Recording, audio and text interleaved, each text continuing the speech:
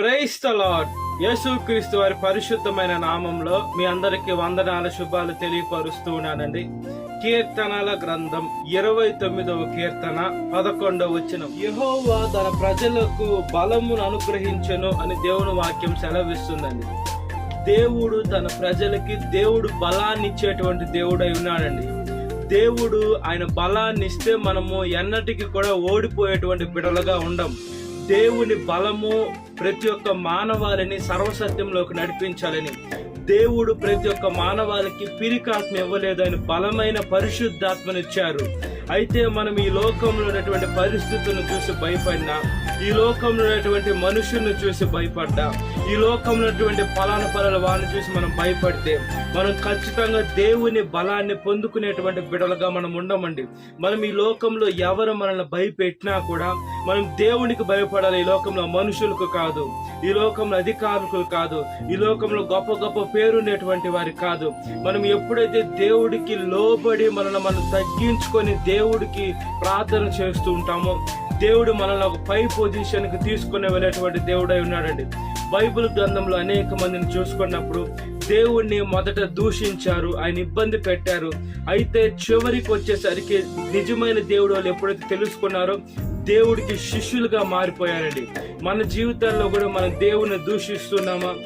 కొన్ని కార్యాలు జరగకుంటే క్రైస్తవులు కూడా దేవుడు ఉంటే నాకెందుకు ఇలా జరుగుద్ది, దేవుడు ఉంటే నాకెందుకు, నేను కానుకలు ఇస్తున్నాను, నేను సంఘానికి వెళ్తున్నాను, నేను అన్ని చేస్తున్నాను అని అనుకుంటున్నారు. అయితే వాళ్ళు తమ జీవితాన్ని దేవుడికి సమర్పించుకోవటంలో వాళ్ళు పరిశుద్ధమైన రక్తంలో కడగబడ్డారు, కానీ పరిశుద్ధమైన జీవితం వాళ్ళకి లేదండి. దేవుని బలమైన ఆత్మ సహాయం వాళ్ళకి లేదు. ఈ లోకంలో చిల్లరగా ఉన్నటువంటి సాతానికి ఎప్పుడైతే మనుషులు సాతానికి దగ్గరికి వెళ్తారో, దానికి లోబడతారో, మనుషుడు ఖచ్చితంగా శోధనలోకి ప్రవేశిస్తాడు. కాబట్టి బైబిల్లో ఒక మాట ఉంటుంది, శోధనలో ప్రవేశించుకునే నిమిత్తము మెలకుగా ఉండి ప్రార్థన చేయండి అని దేవుని వాక్యం సెలవిస్తుంది. శోధన, సాతాను మనిషిని ఎన్నో రీతిలుగా శోధిస్తూ ఉంటాడు.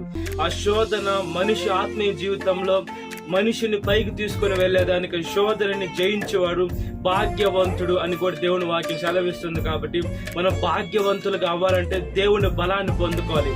దేవుడు ప్రతి ఒక్క మానవాళికి ఆయన పరిశుద్ధ ఆత్మని బలంగా ఇస్తున్నారు. కాబట్టి ఆయన ఆత్మని పొందుకున్నట్లుగా ప్రార్థన. మహాపరిశుద్ధ ఆత్మదేవ, మా ప్రియ పరలోకపు తండ్రి, ఒకసారి మా ప్రార్థనను దయతో ఆలకించండి అయ్యా. మాలో పిరికాత్మని తీసివేయండి అయ్యా. మమ్మల్ని మేము చెడ్డ ఆత్మని తీసివేయండి అయ్యా. యేసయ్య, మీకు లోబడి ఆత్మని మాకు దయచేయండి అయ్యా. పరిశుద్ధమైన ఆత్మను దయచేయండి అయ్యా. సాతాన్ని వెళ్ళగొట్టమని అడుగుచున్నామయ్యా. మేము చూసే చూపు, నడిచే నడక, చేసే క్రియ ప్రతి ఒక్కటి ఆశీర్వాదకరంగా, దీవెనకరంగా, మహిమకరంగా చేయమని ప్రాధేయపడుతున్నాం. అనేక యవనస్తులయ్యా ఈ లోకంలో ఉన్నటువంటి శరీరాశ, నేత్రాశ, జీవడంతో పట్టబడి ఉన్నారయ్యా. ప్రతి ఒక్క యవనస్తుని విడిపించమని అడుగుచున్నాం. ప్రతి ఒక్క యవనస్తుడు తమ యవన జీవితాన్ని, తమ యవన బలాన్ని మీకు సమర్పించుకునే మంచి జీవితాన్ని దయచేయండి. యవన వయసులో కాడి మోయట నరునికి మేలు, అది మోపిన వాడు యెహోవాయే అని దేవుని వాక్యం సెలవిస్తుంది. ఈ లోకంలో సాతాను పెట్టిన కాళ్ళైనా, మాకై మేము పెట్టుకునే కాళ్ళైనా మాకు బరువుగా ఉంటాయి. మీరు పెట్టే కాడి మాకు చాలా సులువుగా ఉంటుంది. కాబట్టి మా జీవితాన్ని మీ ముందు ఎప్పుడైతే పెడుతూ ఉంటామో, మీరు మమ్మల్ని మోక్షానికి, పరలోకానికి తీసుకొని వెళ్ళేటువంటి దేవా, దాన్ని బట్టి మీకు స్తోత్రం. అదేవిధంగా వాళ్ళ పిరికాత్మను తీసివేయండి, వాళ్ళ చెత్త ఆత్మని తీసివేయండి. వేసే మీ బలమైన ఆత్మ, పరిశుద్ధమైన ఆత్మ, మీ వరాలతో అక్షయ కిరీటం, జీవ కిరీటం పొందుకొని మీ పరలోకానికి వచ్చి బలయ మంచి దాసులని వేసి, అదే విధంగా మీ కుడి పార్శ్వమున కూర్చున్న మంచి జీవితాన్ని ప్రతి ఒక్క బిడ్డకి దయచేయమని, సాతాను శోధన ప్రతి ఒక్క బిడ్డను విడుదల దయచేయండి. ఈ వాక్యం వింటున్న ప్రతి ఒక్క బిడ్డని పేరు పేరున జ్ఞాపకం చేసుకోండి. ఈ దినకాలపు దీనితో నింపమని నజరేయుడైన యేసుక్రీస్తు వారి పరిశుద్ధమైన నామములో మిక్కిలి వినయం తడుచున్నాను నా పరలోకపు తండ్రి. Amen. Praise the Lord. God bless you. Have a great day.